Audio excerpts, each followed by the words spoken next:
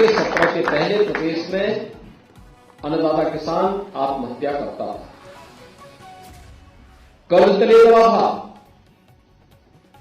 न उसको बिजली मिलती थी, न खाद मिलती थी, न बीज मिलता था, न सिंचाई की सुविधा थी और न ही सुरक्षा थी।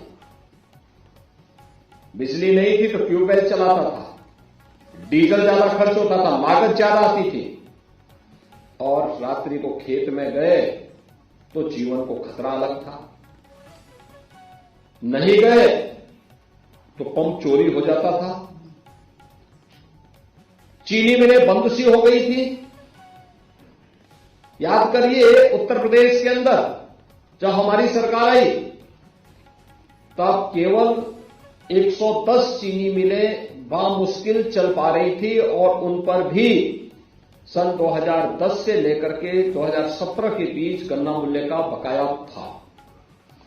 आज मैं कह सकता हूं, आज हमारी सरकार में 120 चीनी मिलें प्रदेश के अंदर चल रही हैं। कोरोना जैसी महामारी के बावजूद भी हम लोगों ने जब विदेश के अन्य राज्यों की और दुनिया के तमाम देशों में चीनी मिलें बंद हो गई, चीनी उद्योग तितर-बितर हो गया, उन स्थितियों में उत्तर प्रदेश मजबूती के साथ बिना डिगे, बिना हटे, बिना झुके अपनी चीनी मिलों को चला रहा है। 120 चीनी मिलें चला रही है। हम लोगों ने अब तक पिछले 6 वर्ष के अंदर अन्नदाता किसानों को सीधे, ये डबल इंजन की सरकार ने लगभग 7 लाख करोड़ रुपए की राशि सीधे अन्नदाता किसान के खाते में भेजी है। उनकी उपज, इसमें प्रधानमंत्री किसान सम्मान निधि का 62,000 करोड़ रुपया नहीं है, यह वह राशि है जो एमएसपी का दाम और गन्ना किसानों को, अकेले गन्ना किसान को आज मैं प्रातःकाल ही देख रहा था, 2,32,000 करोड़ रुपए अभी तक गन्ना किसानों का, गन्ना मूल्य का गन्ना किसानों के खाते में भेजा गया। हम लोग जब आए थे तब गन्ना किसानों को गन्ना का समर्थन मूल्य 315 रुपया पड़ता था, लेकिन उसमें भी वह पैसा उनको नहीं मिल पाता था। हम लोग जाते थे किसानों के पास, पूछते थे, मैं स्वयं भी किसान था, पूछते थे कि क्या स्थिति है। वो कहते थे कि साहब समर्थन मूल्य आप बाद में बढ़ाना, पैसा बाद में बढ़ाना, पहले हमारा गन्ने का भुगतान तो कर दें। कई राउंड की बैठक हुई और अंत में जब हमने सख्ती से कदम बढ़ाना प्रारंभ किया तो गन्ना मूल्य का भुगतान होने लग गया। आज मैं कह सकता हूं 120 चीनी मिलों में से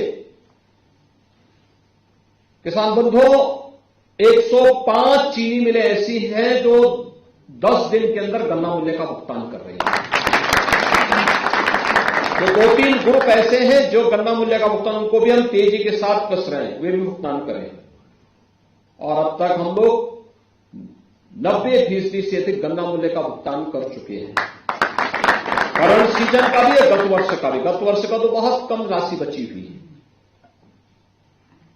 जहां भी आवश्यकता पड़ी हम लोगों ने गन्ना किसानों के लिए इस व्यवस्था को आगे बढ़ाया।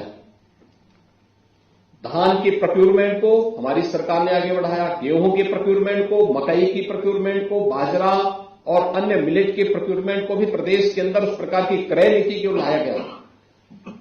लगभग 3,70,000 करोड़ रुपए तो केवल हम लोगों ने इन उपजों का समर्थन मूल्य को बढ़ा करके गन्ना किसान, अपने अन्नदाता किसानों के खाते में सीधे पैसे भिजवाया और 2,32,000 करोड़ रुपए अब तक गन्ना मूल्य का भुगतान सीधे अन्नदाता किसानों के खाते में भिजवाया है। प्रदेश के अंदर आज के दिन पर चीनी मिलें और गन्ना किसानों के बीच में बेहतरीन तालमेल बना करके, क्योंकि चीनी मिल चलेगी तो ही गन्ना किसान का हित उससे जुड़ा हुआ है। किसान खुशहाल होगा तो चीनी मिलें भी अच्छी चलेंगी। एक दूसरे के पूरक बना करके आज उस पर कार्य करना प्रारंभ किया। आज उसके परिणाम भी हम सबके सामने आए हैं। आज से 5 वर्ष पहले जहां पे गन्ना मूल्य का भुगतान मात्र 315 मिलता था, आज अब 370 रुपया और मैं यही आपके कहने के लिए आया हूं कि यह अन्नदाता किसान के लिए डबल इंजन की सरकार के द्वारा अयोध्या में मूर्ति प्राण प्रतिष्ठा की पूर्व एक उपहार है।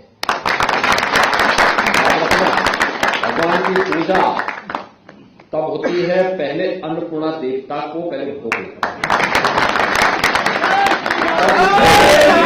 हमने अन्नदाता किसान का सम्मान करने के लिए एक व्यवस्था बनाई है और हमारा अन्नदाता किसान भी अपना कोई काम करता तो राम राम के बगैर कोई काम करता ही नहीं।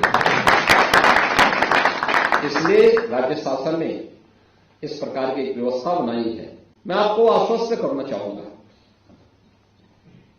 कि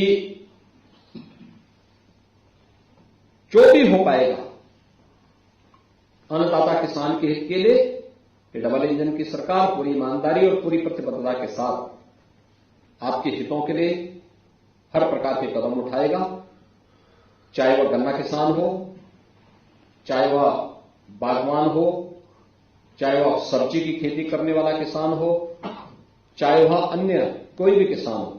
मैं तो आप लोगों से एक भी कहूंगा, जब बागवानी का समय आता है हमारा प्रयास होना चाहिए कि जो प्रोडक्ट आपका बने पैक हाउसेज के माध्यम से उसकी क्वालिटी को मेंटेन करना और फिर मार्केट के साथ साथ उसको एक्सपोर्ट करने की व्यवस्था भी करना है।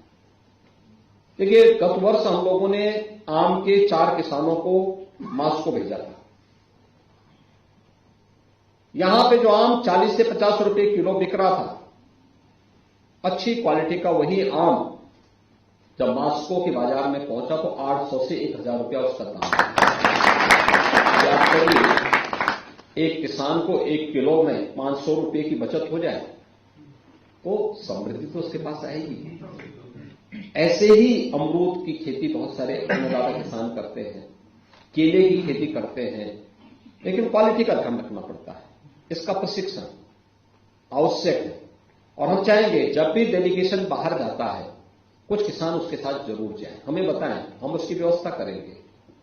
जाएंगे, पैक हाउसेज के साथ जुड़ना।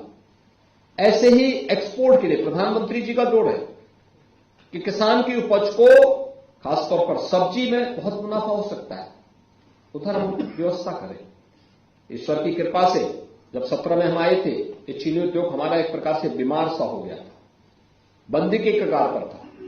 आज हम कह सकते हैं उत्तर प्रदेश के अंदर चीनी मिलें भी चल रही हैं, अच्छी स्थिति में चल रही हैं। हम उसको शुगर कॉम्प्लेक्स में बदल रहे हैं, नए नए डिस्टिलरीज लग रही हैं, इथेनॉल प्लांट लग रहे हैं, अन्य तमाम प्रकार के कार्य हो रहे हैं।